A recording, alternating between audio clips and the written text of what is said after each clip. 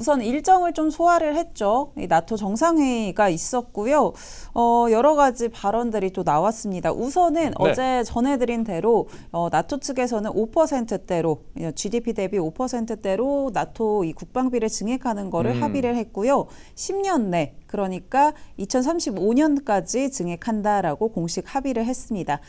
근데 트럼프 대통령이 내놨던 5%가 아니라 어제 말씀드린 대로 나토 사무총장이 제안했었던 3.5, 1.5. 네, 맞습니다. 3.5%는 핵심 국방비에 좀 사용을 하고 1.5%는 뭐 인프라 보호라던가 네트워크 방어 같은 부분에 사용하겠다라고 이야기를 했고요. 그래서 지금 여기 차트를 보시면은 미국 같은 경우는 3.4% 정도 지출하고 있고 유럽에서 이제 나토 같은 경우는 2% 정도인데 이렇게 5%로 일치할 거다라는 이야기였습니다. 2023년 목표로 이제 계속 증액을 해나가는 거군요. 네, 맞습니다. 그리고 또 이제 공동성명 발언을 하잖아요. 근데 사실 지난해랑 좀 비교하는 그런 보도들이 있었는데 지난해 같은 경우는 이제 러시아랑 우크라이나에 대해서 굉장히 많이 언급을 했었는데 이번에는 러시아에 대한 언급이 굉장히 줄었다라고 합니다. 러시아에 대해서 유럽 대서양 안보에 대한 장기적인 위협이다라고만 짤막하게 언급을 했고요. 그 밖에 그동안 러시아에 대해 했던 이야기들은 조금 언급을 줄였다라는 이야기들이 있었고 또 우크라이나에 대해서도 나토 가입에 관련한 언급은 전혀 없었다라고 보도가 있었습니다. 다만 이제 작년 같은 경우에는 뭐 400억 유로 지원을 하겠다라는 이야기도 있었는데 이번에는 구체적인 수치는 없었고 다만 이제 주권 보호를 위해서 우리가 좀 도와주겠다 계속해서 그런 이야기들은 있었다라는 거 체크해 보시면 될 것 같습니다. 그래서인지 어저께 그 나토 정상회의 기념사진 촬영한 걸 제가 봤는데 젤렌스키 대통령 표정이 아주 안 좋더라고요. 인상을 쓰면서 사진을 찍고 있었어요. 그렇죠. 본인이 계속해서 우리도 좀 가입하겠다라고 이야기를 했는데 의도대로 되지 않았기 때문에 좀 그런 부분들 실망감과 화남이 있지 않았나 뭐 그런 생각이 듭니다. 국방장관이 급발진했다고 얘기해 주시네요. 센텀 리바이님이.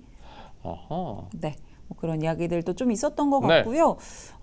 근데 트럼프 대통령은 스페인에 대해서 또 조금 언급을 했습니다. 사실 어제 전해드린 내용에 따르면은 스페인 같은 경우는 우리 복지국가인데 우리는 그렇게 5%씩 지출 못한다라는 식으로 이야기를 했잖아요. 여기에 대해서 트럼프 대통령이 그 5% 국방비 지출 목표를 충족하겠다고 약속하지 않는 거 이거 끔찍한 일이다라고 이야기를 했고요. 우리 지금 스페인이랑 무역 협정하고 있는데 그러면은 무역 관세 2배나 비용 지불하게 된다? 이런 식으로 좀 이야기를 했습니다. 그리고 뭐 실제로 나 이거에 대해서 좀 진지하다라고 이야기할 만큼 좀 구체적으로 언급을 했다라는 점 체크해 보셔야 될 것 같고요. 국방비 지출 목표 충족하지 않으면 앞으로 좀 더 어려운 무역 협정이 맺어질 것이다라는 식으로 발언했다라는 점도 체크해 보시면 좋을 것 같습니다. 그리고 어쨌든 국방비 지출이 좀 늘어나다 보니까 국내에서도 이제 방산주들 좀 긍정적이지 않을까라는 이야기도 있는 상황인데요. 오늘은 어떨지 한번 체크해 보시면 좋을 것 같습니다. 우리나라하고 일본 정상이 나토 정상회의에 갔으면 엄청 몰리지 않았을까 하는 생각이 또 드네요. 어떤 거에 몰리는 관세 거죠? 얘기를 가지고 또 엄청 하지 않았을까? 그쵸. 오히려 트럼프 대통령은 미국이랑 한국이 안 와서 관세 얘기를 할 이런 여지가 좀 줄지 않았을까 싶어요. M1 스페인이 두드러 맞는 양상을 또 보이고 있네요. 그러니까요. 근데 또 자기가 제시한 목표를 나는 못하겠는데 이렇게 이야기하니까 뭐 타격이 좀 있지 않았나라는 생각이 들고요. 지금 졸라 고독하고만님이 나토 가서 낫또 먹으러 하셔가지고 울프오브 하지 마세요 그런 거. 드립 상태가 약간 이러셨습니다. 네, 바로 그냥 울프 오브 여의도님이 바로 그냥 아주 호되게 이야기해 주셨고요. 그리고 또 간밤에는 역시나 또 이스라엘 이란 이야기도 계속해서 좀 쏟아냈는데요. 이스라엘 원자력위원회가 뭐 서한을 좀 보냈다고 하던데 이 미국의 그 공격으로 포르도 시설 핵심 기반 시설이 좀 파괴가 됐다. 농축 시설 완전히 작동 불능 상태다라고 이야기를 했다. 라면서 트럼프 대통령이 이야기를 좀 올렸는데 나토 가서 또 이야기를 했더라고요. 이게 또 항상 보면 뭐 캐나다 가서 관세 얘기하고 다른 데 가서 다른 그렇죠. 이야기를 하잖아요. 네, 네. 그래서 나토 가서 또 이스라엘 이야기를 이렇게 했습니다.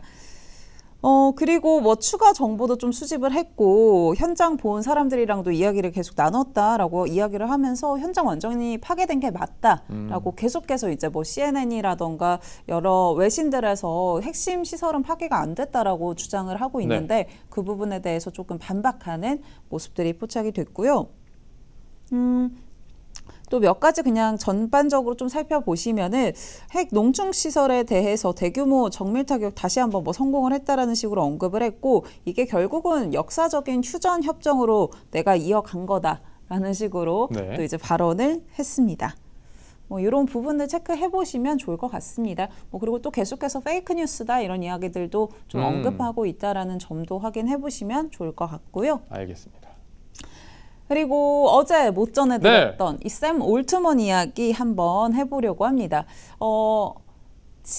한 몇 달 전인가요? 지난달인가요? 그 샘 올트먼 소식 좀 전해드리면서 그 조니 아이브랑 네.